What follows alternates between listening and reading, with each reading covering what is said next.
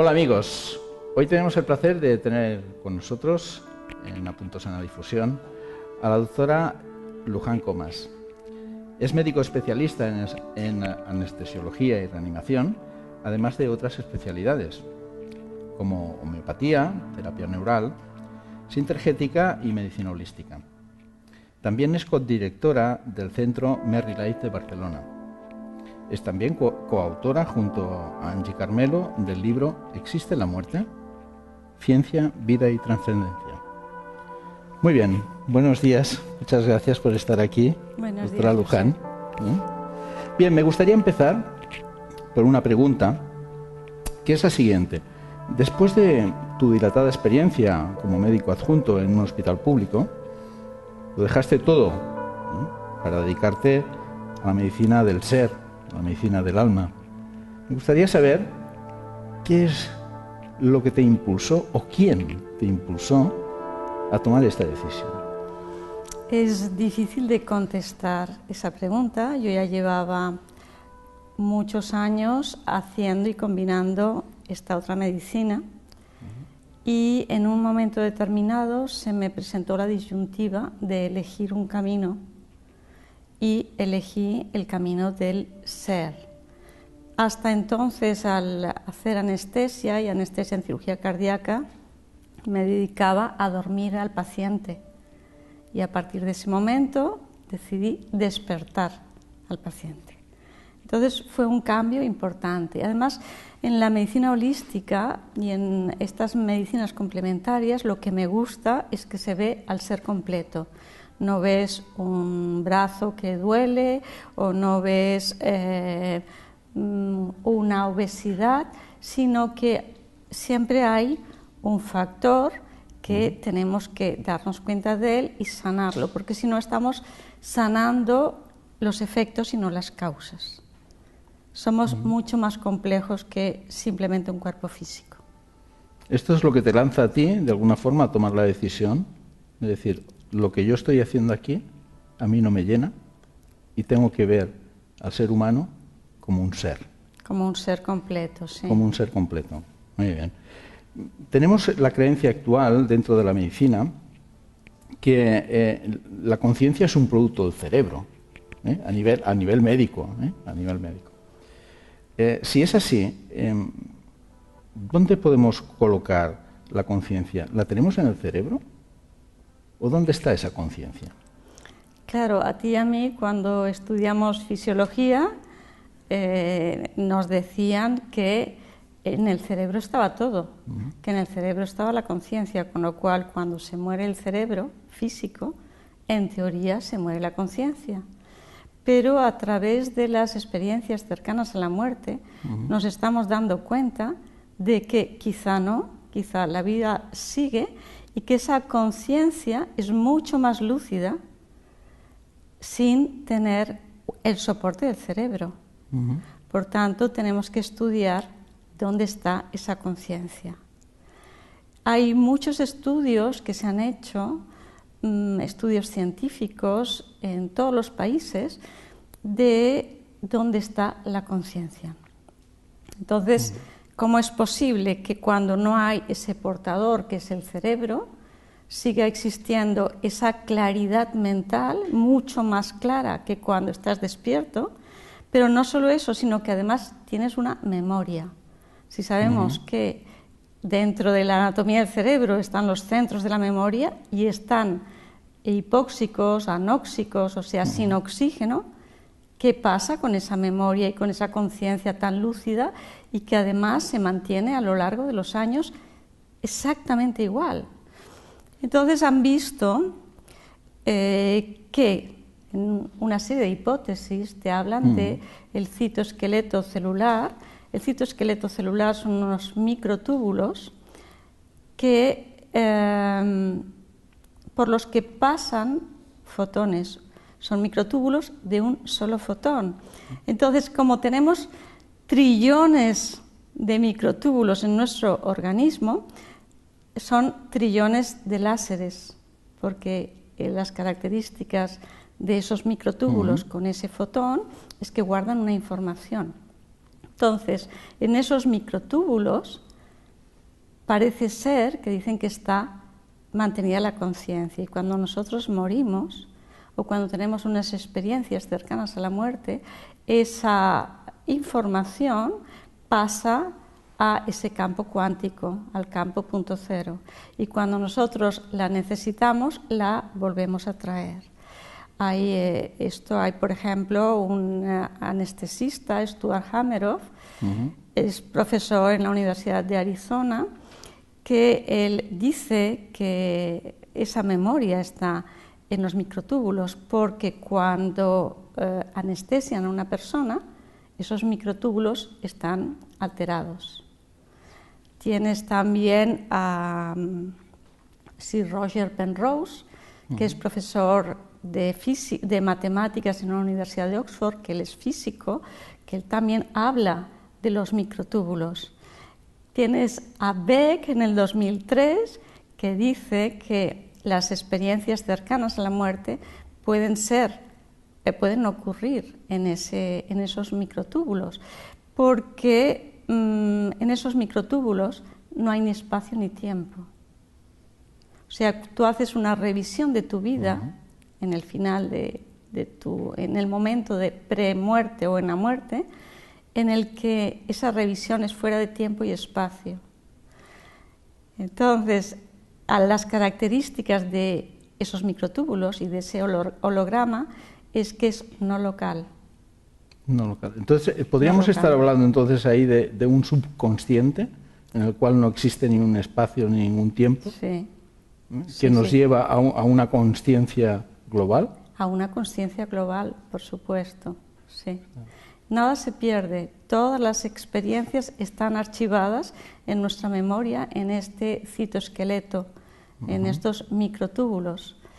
Y con las experiencias cercanas a la muerte, ves que ese cerebro que no está funcionando, que está con paro respiratorio, paro cardíaco, ausencia de reflejos, esas personas a los 3 minutos del paro, con línea cerebral plana, tienen experiencias y muy vívidas. Por tanto, esto rompe todo lo que tú y yo hemos estudiado y abre un campo nuevo, magnífico para su estudio.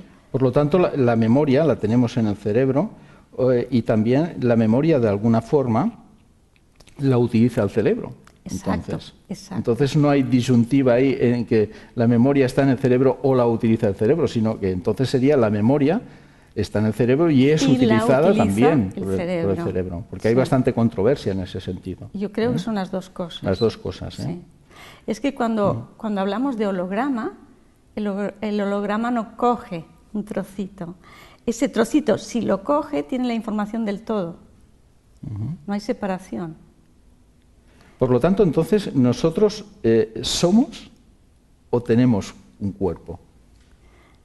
Nosotros tenemos un cuerpo, y la vida, las distintas vidas son como si tú te vas cambiando de distintos cuerpos. Cuando este cuerpo no te sirve, tú lo dejas, pero la vida continúa. Tenemos cantidad de información científica y cada vez más de que seguimos existiendo, pero si partimos de la base de que no solo somos un cuerpo físico, nosotros somos un cuerpo de energía, porque la diferencia entre un cuerpo físico y un cuerpo de energía o un cuerpo vivo y un cuerpo muerto, es que no hay movimiento, no hay metabolismo, el corazón no se contrae. Pero ¿dónde está esa energía? Si hemos estudiado que la energía ni se crea ni se destruye, solo se transforma, esa energía tiene que estar en algún lado.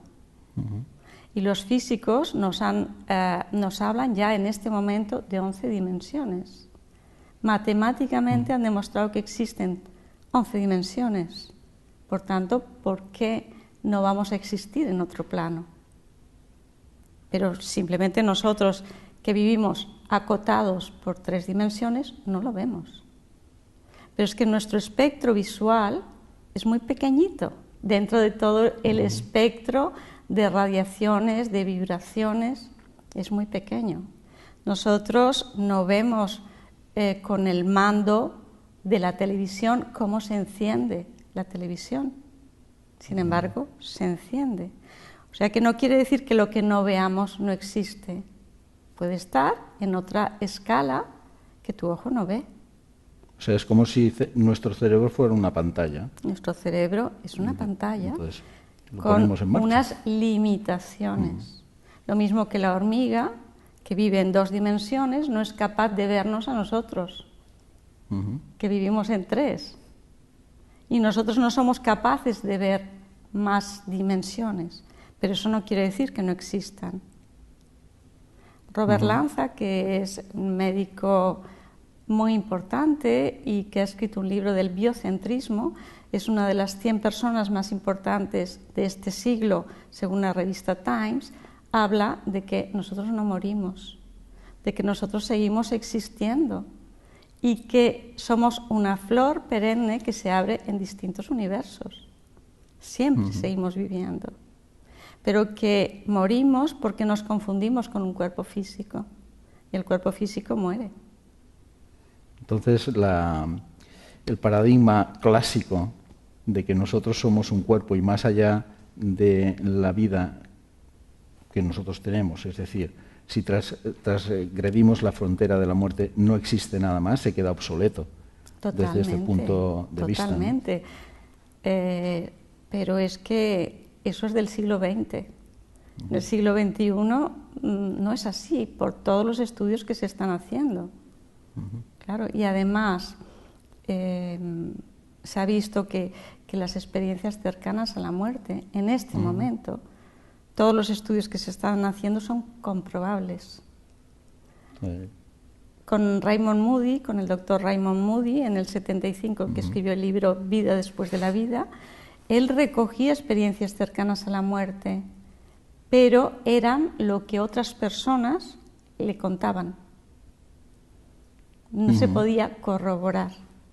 Pero a partir del doctor Pim van Lommel, que publicó en la revista Lancet en el 2001 un estudio muy serio en cuanto a que fue un estudio, el primer estudio prospectivo, es decir, con un diagnóstico y a partir de ahí con un protocolo, y ese estudio lo hacían 10 hospitales en Holanda y se hizo un seguimiento durante 10 años.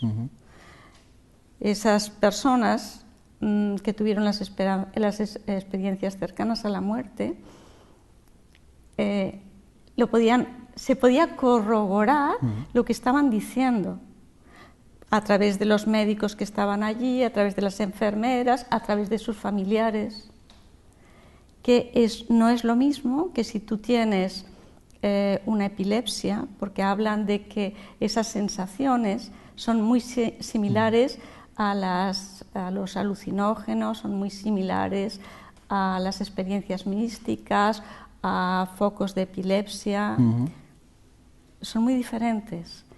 En primer lugar, porque no son constatables. Lo que uno está viviendo de una alucinación no se puede constatar por la gente que está en su entorno. Segundo, porque la memoria tiene lagunas.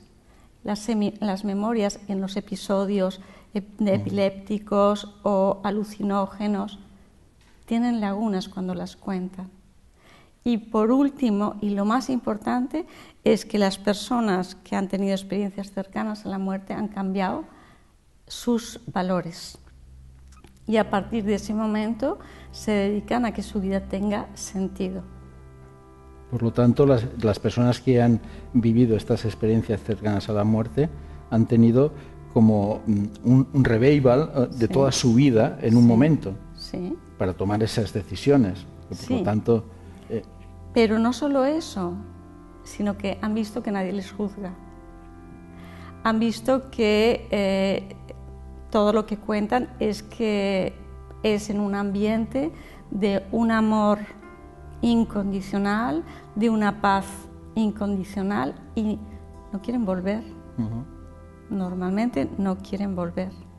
Ven familias que se habían muerto, pero incluso hay muchos datos de personas que han visto a familiares que no sabían que se habían muerto.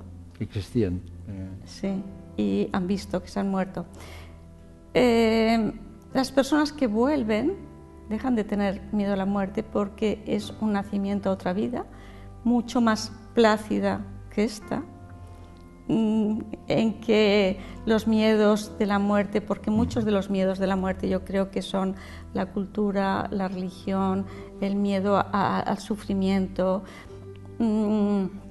así te van a juzgar o te van a castigar, pero ven que eso no existe y ven que la vida actual, la que tenemos, es como una preparación a la auténtica vida que viene después. Entonces intentan no cargar la mochila y solo cargar la mochila con cosas útiles. Yo siempre digo que lo que queda es lo que queda en el corazón de la gente, lo que nosotros podemos aportar a la gente, y lo que nos llevamos son nuestras experiencias y aquello que queda en nuestro corazón. Todo lo demás se queda aquí. Atendiendo a lo que dices, si lo miramos desde un punto de vista evolutivo, la persona, al ser humano, cuando se le engendra, nace, vive y después muere. Pero atendiendo a tus postulados, es probable pensar, yo pienso que realmente la muerte como tal no existe, sino que más bien sería la vida que hay después de la vida. Y sí. Es esto, sí. Esto es así, ¿no? Yo creo esto y por lo que yo he estudiado, esto es así. Esto es así. Mira, te quería comentar otra cosa. Si nosotros atendemos a todo ello, nos podemos hacer una pregunta y un interrogante. ¿Somos inmortales? Por supuesto. Fíjate que en todas las religiones se da que somos inmortales, pero aparte de, si la energía ni se crea ni se destruye, sino que se transforma, la energía sigue viviendo. Somos inmortales. Es muy interesante todos los estudios que se han hecho del campo punto cero, como energía única, como energía que no consume, que tenemos todos acceso, y que sería lo que nos daría energía barata, porque es asequible a cualquier proceso que tengamos en vez del petróleo, en vez de cualquier combustible. Yo creo que todo eso va hacia allá. Pero es que en esa energía hay los físicos cuánticos, le pueden llamar vida, le pueden llamar universo, le pueden llamar Dios. Nosotros vivimos, existimos, nos desarrollamos en medio de esa energía, con un constante intercambio de esa energía, de ese campo punto cero. Pero la cuestión es hacerlo conscientemente o inconscientemente. Se trata de despertar nuestra conciencia. Ya por último, te quería hacer una pregunta, doctor Naujan. ¿Cómo podemos afrontar nosotros nuestra vida en relación a la muerte? ¿Muerte es vida? La muerte es vida, pero como hemos dicho antes, yo creo que esta vida sirve para prepararnos para la otra vida. Lo más importante es no tener miedo, o sea, quitar los miedos a la muerte, porque la muerte no existe. Las creencias serían en este caso. Las creencias, pero es que las creencias nos limitan en cualquier campo. Nosotros como médicos, tú bien lo sabes, que las creencias te bloquean absolutamente. Si nosotros nos quitamos esas creencias, podemos sanar perfectamente. Nuestra mente es un ordenador maravilloso que simplemente nos da lo que nosotros pedimos, pero no nos observamos lo que pedimos. Entonces, las creencias nos limitan en cualquier campo. Yo creo que estamos en el siglo XXI, estamos en ver cuáles son nuestras creencias, o cuáles son las creencias de la sociedad, de nuestros padres, de nuestros antepasados, y no limitarnos, ver qué es lo que creemos nosotros e intentar ser coherentes con nosotros mismos. Entonces no nos equivocamos nunca. Y si aparentemente nos equivocamos, si hemos aprendido, no hay equivocación. Pero la muerte es muy importante en la vida de cada día, porque creo que lo único importante es vivir el instante. Si tú estás pensando en ese instante, estás viviendo el aquí y ahora. Y eso es lo mejor que podemos hacer. Porque cuando tú estás pensando en el futuro, estás en el miedo, en la ansiedad, en la incertidumbre. Y no vives tu vida. Y no la vives. Te estás perdiendo ese momento tan bonito que es el presente. Y cuando estás en el pasado, estás en la rabia, en la culpa, ¿no? Tenemos solo el instante presente. Yo siempre digo que hay dos cosas ciertas, únicamente es esa muerte física y el instante presente.